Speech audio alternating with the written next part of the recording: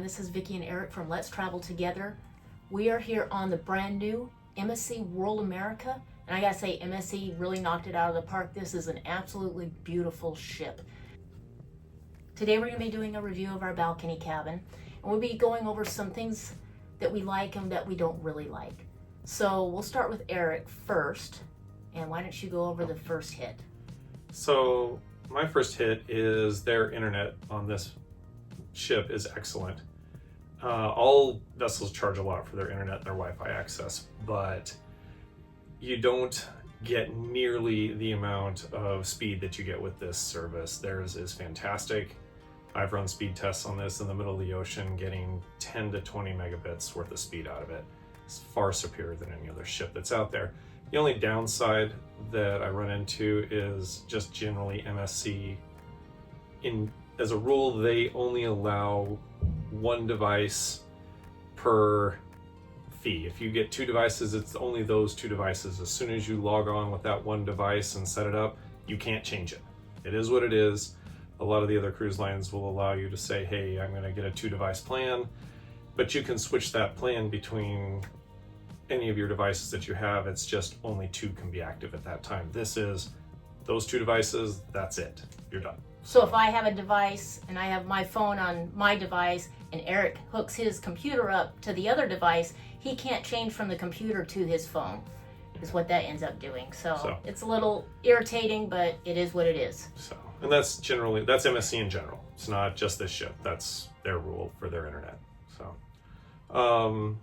Second really good thing about this ship is there's plenty of power outlets. You don't have to worry about finding some place to plug in. There's USB-A at the desk. There's a couple of universal 120 volt ports up at the desk. There's 2 USB-C ports, one on each side of the bed. And the only downside is some of the 2 USB-C ports by the bed are sometimes a little bit finicky in their connection. We had one cable that didn't want to work with it, but the rest seemed to be okay. So overall, their power selection is actually pretty good, even throughout the boat. There's other places you can plug in throughout the boat as well.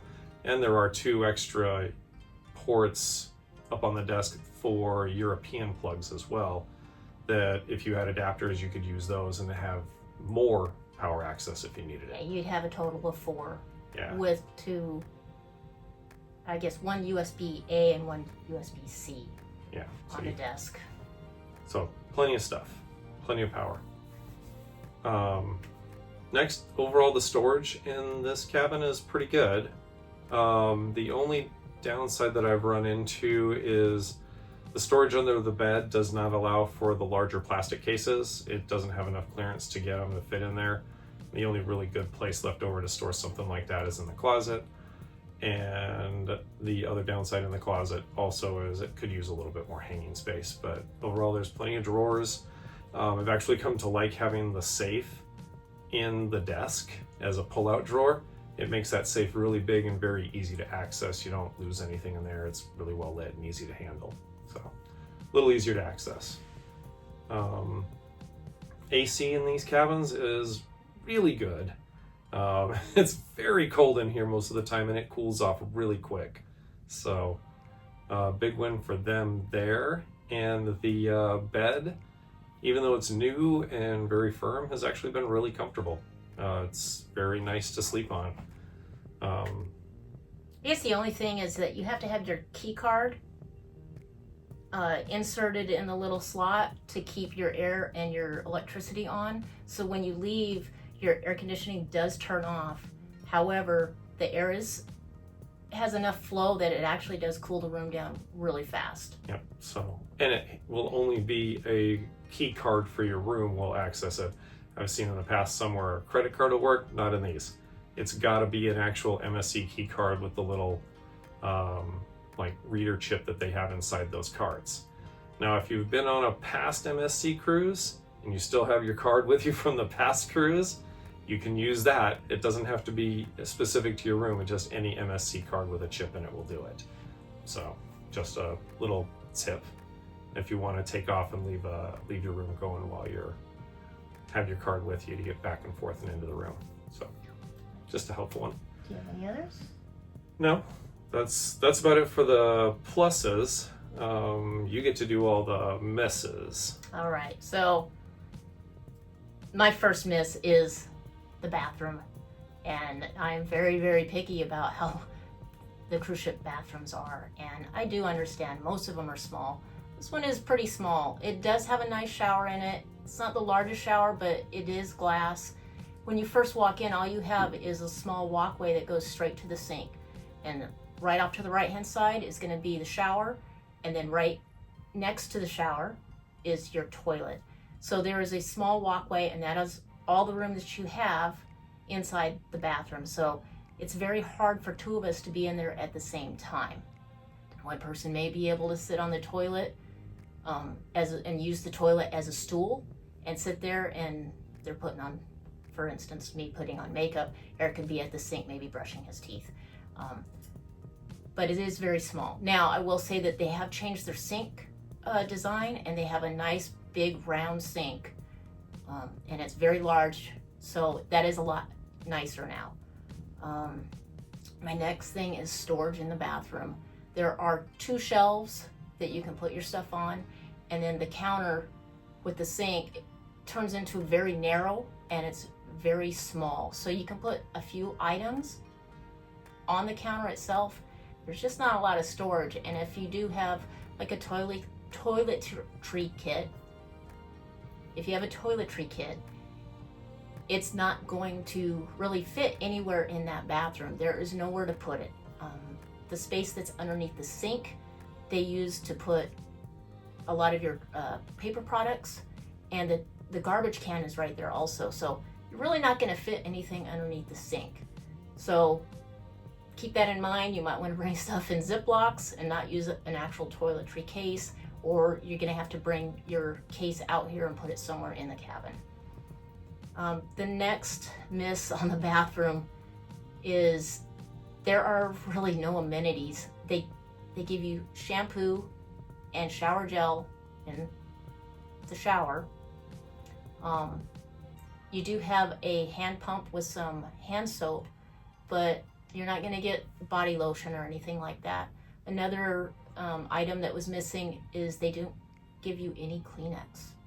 So I had to actually request Kleenex from my cabin steward, and he had to put a request in. He just doesn't have it there, so we had to wait. And I think it came, was it that first night? Yeah.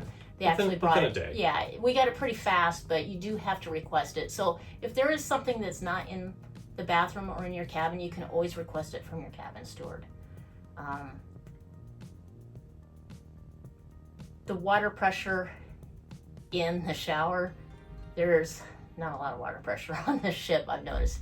I don't know if it's because there's just so many cabins, but yeah, you can turn the shower head and twist it, and you'll get, a smaller stream, which will give you more water pressure. So if you're trying to get shampoo and stuff out of your hair, it will help, but there's just not a lot of water pressure. So moving out of the bathroom, the next miss for me, they do have a nice hair dryer. I will say that. It's located in the desk, and it's in the top drawer, but you don't plug it in yourself. It's actually kind of connected.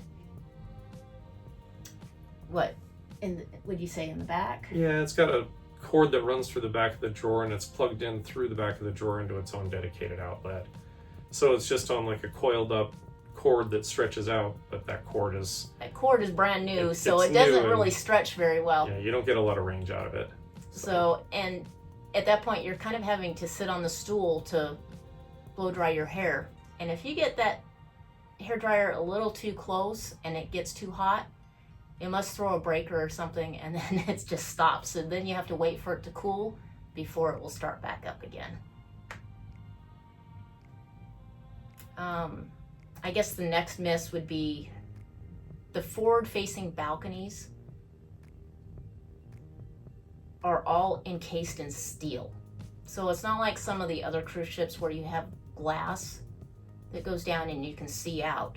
So if you're sitting on the balcony in the short chair, I'm short, I can't see over the railing. Yeah, there's no view for anybody sitting in the chair. The only view is standing at the edge of the railing.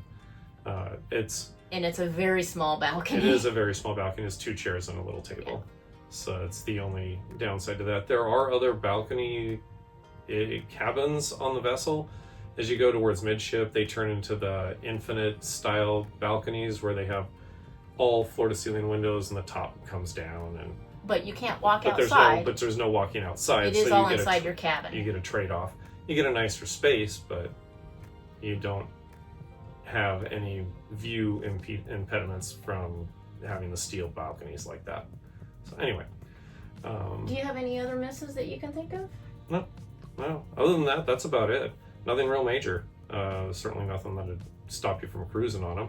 So anyway, if we get any more, we'll let you know. But hopefully coming up here, we'll have a full ship tour and an actual full vacation tour with some more information about the rest of our vacation and the experiences throughout the vessel. So, and if you find this helpful in any way, if you could give us a like, and if you'd like to be notified of all of our brand new content, we have a lot of cruise content. Go ahead and subscribe to the channel, and you'll be notified when we put out new videos. Thanks for watching. Have a great day. Thanks.